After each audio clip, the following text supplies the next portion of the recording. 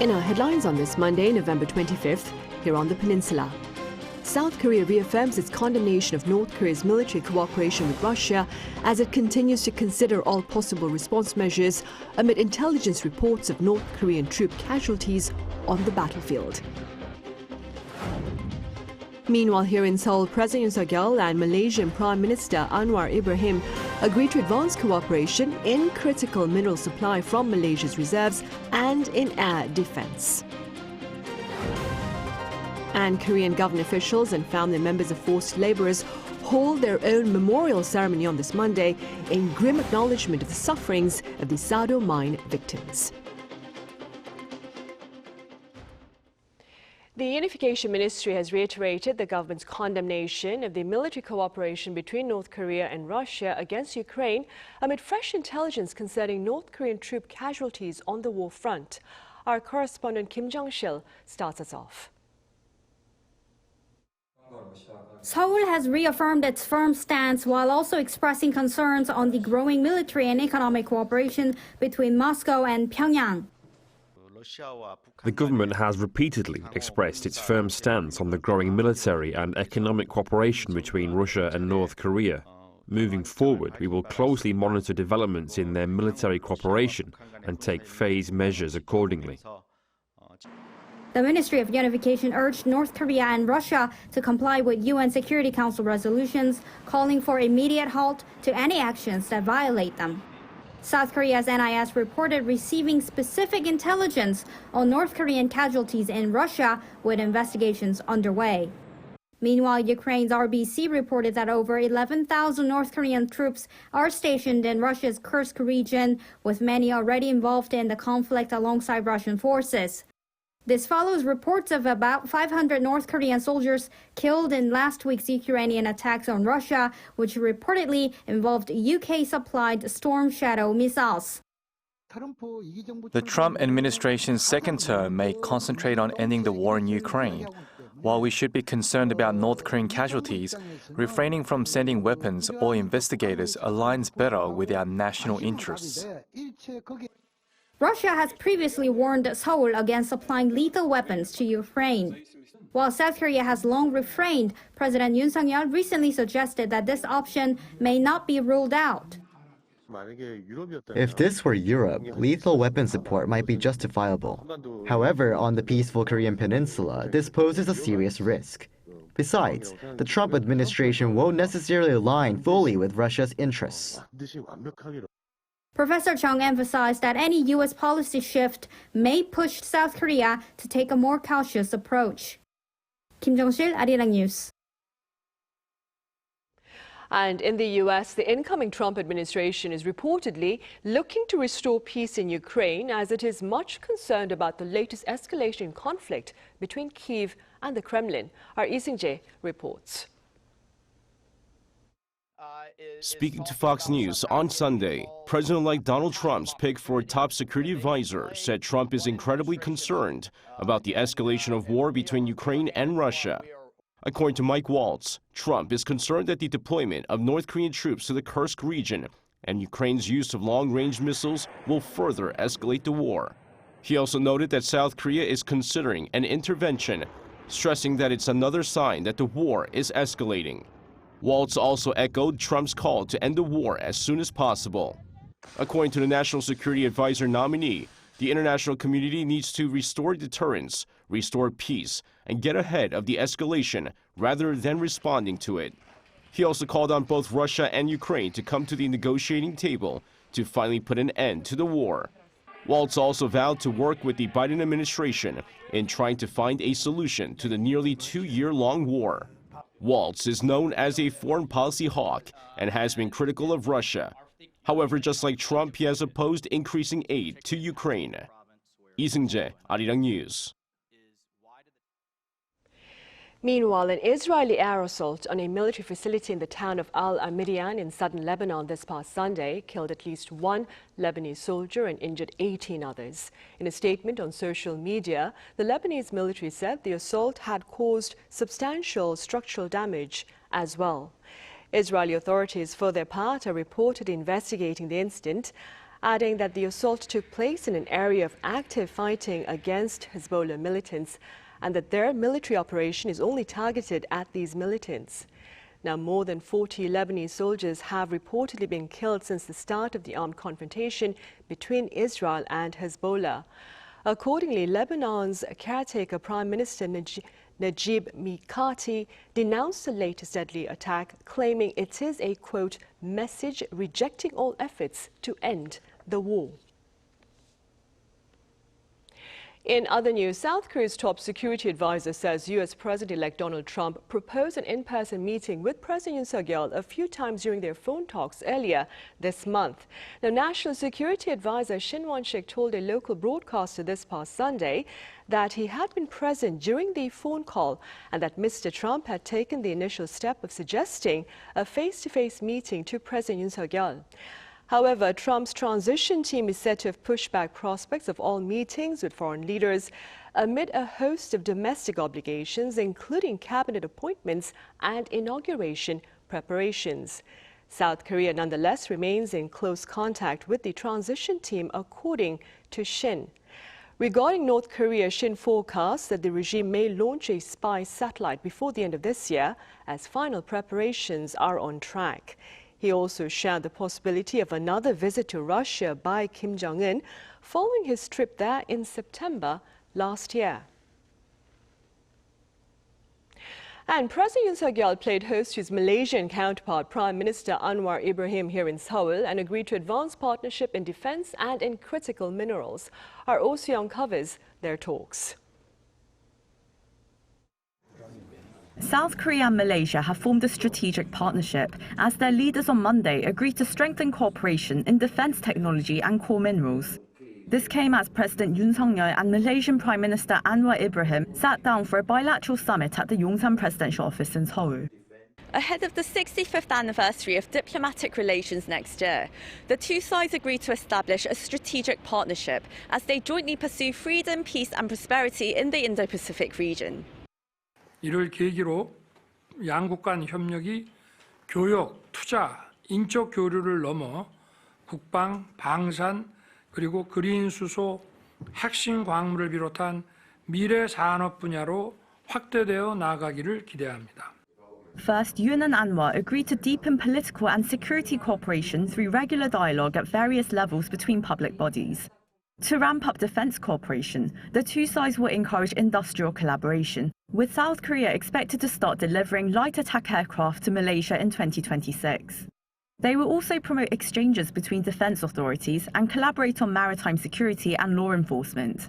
On economic cooperation, the two sides will aim to conclude their free trade agreement negotiations by next year and focus on technological cooperation, particularly in fields such as artificial intelligence, the digital economy and green initiatives. They will further cooperate on infrastructure, such as in transportation and smart city development, as well as on green energy as they both pursue carbon neutrality.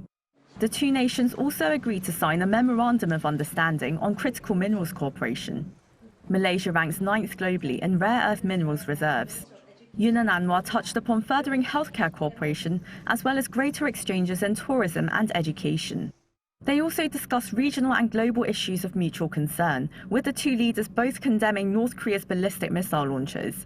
They called for the complete, verifiable and irreversible dismantlement of Pyongyang's nuclear and missile programs and expressed concerns over its military cooperation with Russia. Yoon and Ibrahim affirmed their support for Malaysia chairing the Association of Southeast Asian Nations and South Korea hosting the Asia-Pacific Economic Cooperation Summit next year. Oh Soo-young, Arirang News. Over in neighboring Japan, Korean government officials and family members of forced laborers held their own memorial ceremony on this Monday in grim acknowledgement of the suffering of the Sado mine victims. Our foreign affairs correspondent Peunji has more. Wearing dark suits, South Korean officials and families of Koreans forced to work in the Sado mines held a memorial service on Monday morning for those forced laborers. This comes a day after South Korea announced that it would not attend a memorial ceremony organized by Japan, saying it had been impossible to settle disagreements between the two governments. I sincerely hope that today serves as a day of remembrance for all the Korean laborers who had to endure unspeakable suffering under harsh conditions, and that this memorial ceremony brings at least a small measure of comfort to the hearts of the deceased laborers and their bereaved families. The gold mines on Sado Island off the west coast of Japan are where at least 1,500 Koreans were forced to labor during Japan's colonial rule from 1910 to 1945. The place has long been a center of historical tensions between Seoul and Tokyo. In July, Japan managed to register the controversial gold mines as a UNESCO World Heritage Site after it promised to reflect the mines' full history, including the abuse of Korean laborers. Upon listing, Japan promised to hold memorial services at the site annually to remember all the laborers who had to work at the Sado Island gold mines. After months of negotiation, the two countries agreed to hold their first such memorial on Sunday, before South Korea suddenly announced that it was boycotting the event. Seats reserved for South Korean guests remained empty during Sunday's memorial service, as Japanese officials paid tribute to the victims. Japan's parliamentary vice minister Akiko Ikuina, who was at the event to represent the Japanese government, acknowledged that many Koreans worked under dangerous conditions, but made no mention of how Koreans were forced to work under such brutal conditions, and did not issue an apology. These laborers from the Korean peninsula, although they were in a unique social situation due to the war, worked under dangerous and harsh conditions in the mines here, far from their homeland, while thinking of their beloved families. There has been speculation that the South Korean boycott may happen because of Ikuina's past visit to Tokyo's controversial Yasukuni Shrine, a symbol of Japan's past militarism. The Japanese government showed disappointment over South Korea's decision to not attend the event. As a local resident, I must say that it is truly very disappointing that despite the preparations being made, this is the outcome. 배은지, Arirang News.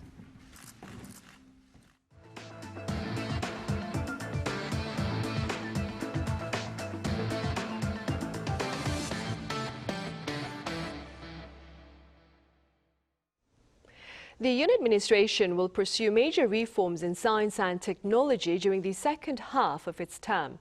According to Senior Secretary of Science and Technology, Park Sang-uk, support will be set up to better assist the spin of scientific discoveries out of the research sector and into the commercial arena. The support will include financial investment, intellectual property protection, and more. The government will also promote holistic R&D models, bolster global cooperation, and improve R&D management. On the local political front, opposition leader Lee Jae-myung has been found not guilty of subornation of perjury. The Seoul Central District Court acquitted Lee Jae-myung on this Monday, announcing that the evidence brought against him by the prosecution was insufficient to prove that he had persuaded a former secretary to commit perjury. Lee Jae-myung had been accused of encouraging the secretary in question to share false testimony in a 2018 election law violation case against him. This latest verdict follows a guilty ruling 10 days ago for a separate election law violation that now has him appealing the one-year prison sentence suspended for 2 years. In the southern port city of Busan, talks to hammer out a treaty against plastic pollution within the UN framework is underway this week as pundits raise the alarm over its callous consequences while the public calls for tangible action. Our An Sung-jin was there. 220 million tons. This is how much plastic waste the United Nations Environmental Program estimates that the world produced in 2024. That's an average of 28 kilograms per person. From biodiversity loss to eventually harming human health, plastic pollution has become a pressing issue. That's why delegates from over 170 countries have gathered for the fifth and final round of the International Negotiating Committee. Previously held in Uruguay, France, Kenya, and Canada, the committee has made its final stop in Busan, South Korea, in hopes of settling on a strong treaty.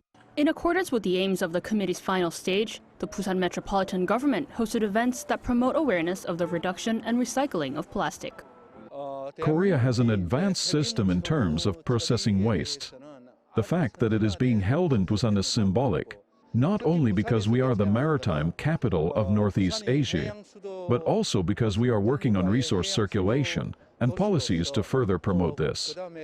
It offers activities like making items out of recycled plastic and other ways that plastic can be put into effective use every day. I'm interested in environmental issues, so it was meaningful for me to participate in these activities. Ahead of the global treaty talks, hundreds of citizens also gathered to voice their demands. I'm hoping that our country will pay closer attention to the voices of the citizens in order to collaborate on this global treaty. What these people behind me are marching for isn't much. They're asking governments to sign and implement a strong and effective legally binding agreement to end plastic pollution. Most carbon emissions from plastics come from the production processes, and recycling isn't enough. And we're demanding that our political leaders step up and show the courage to take bold action. Well, you know, the plastic pollution crisis is affecting every single one of us on the planet, but unfortunately there's a handful of corporations that are dictating the terms of the health of future generations. From citizens to national delegates, there are multiple stakeholders reaching for the same goal, the reduction of plastic. Reaching a consensus for a single global treaty may be difficult, but continuous efforts are necessary in our everyday lives. An Song-jin, Arirang News, Busan.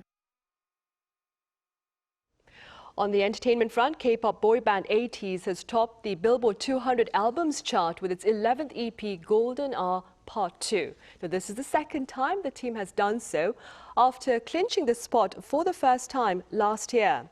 ATEEZ is now the third boy band that has had at least 2 albums hit #1 on the Billboard 200, following BTS and Stray Kids.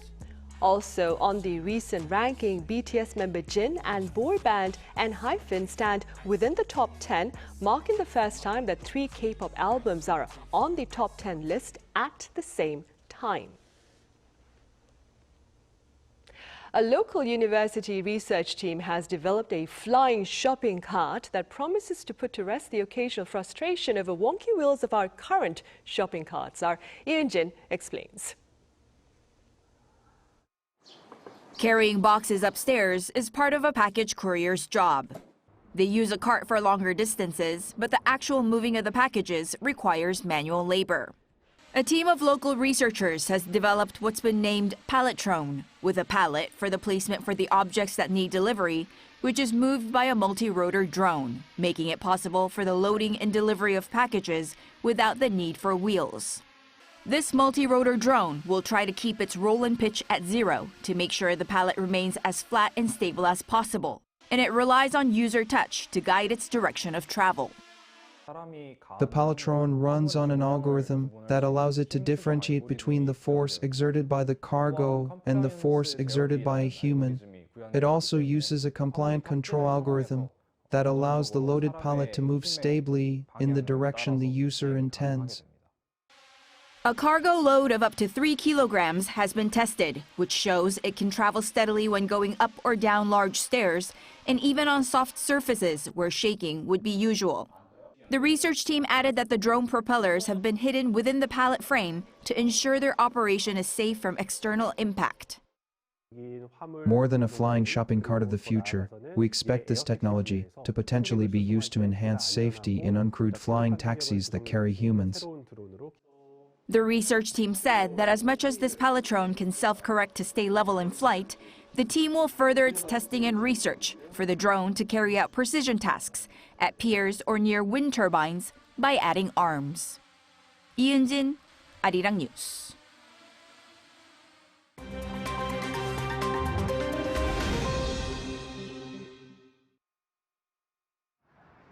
This is The World Now, bringing you the latest stories from around the globe. The 2 weeks of intense negotiations at the UN Climate Summit were extended by over a day into the early hours of Sunday local time, as delegates finally came to an agreement for a climate finance deal. The deal means wealthy countries have pledged $300 billion a year for developing nations by 2035 to help them fund the cost of fighting climate change. The agreement, which was announced after talks in Baku ran over by 33 hours, also promised to raise $1.3 trillion annually from private and public sources by 2035. This new goal will replace a previous commitment of $100 billion a year.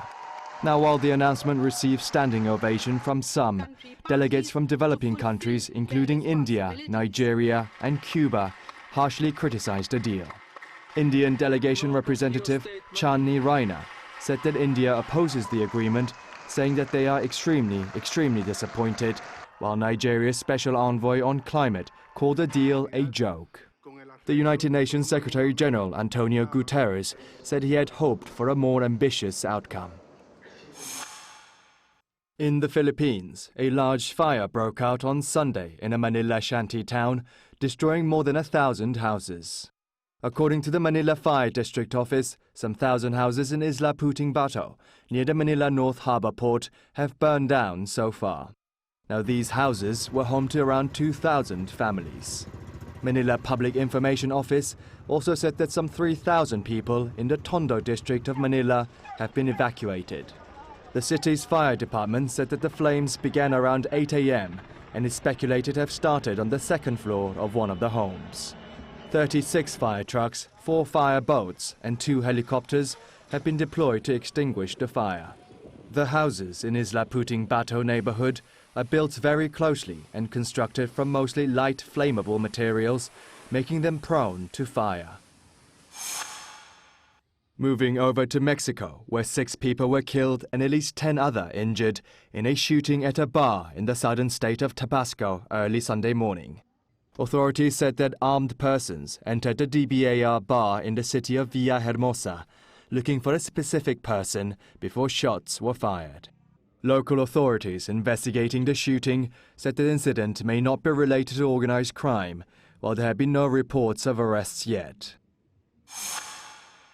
In men's tennis, Italy won a second successive Davis Cup with a victory over the Netherlands in the final on Sunday. World number 1, Italian Yannick Sinner, beat the Netherlands' Talon Griekspoor in the second singles game to give Italy a 2-0 victory in the Spanish city of Malaga after his teammate Matteo Berrettini won the first singles play.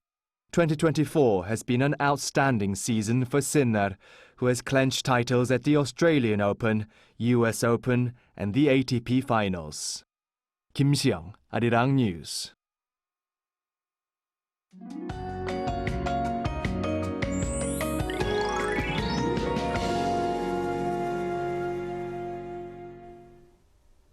It was nice to feel the end of autumn this afternoon, but tomorrow, starting with the west coast and Jeju Island, it will rain all over the country. The rainfall will be a lot for autumn. There will be up to 100 millimeters of heavy rain in the mountainous areas of Jeju Island, 20 to 60 on the south coast, and 10 to 40 in southern inland areas and central parts of the country. This rain will also be accompanied by strong winds. Preliminary warnings of strong winds are issued for coastal areas, the Jeollado provinces, Chungcheongnam-do province, and the Gyeongsang-do provinces. Gusty winds of more than 20 meters per second are expected on the west coast and south coast tonight and will expand across the country tomorrow. Please take extra precautions. Tomorrow morning, it will start off at 9 degrees Celsius in Seoul, Busan 14 degrees. Daily highs will move up to at least 10 degrees nationwide. There is a possibility of the first snow in inland areas, including Seoul, on Wednesday. That's all for Korea. Here are the weather conditions around the world.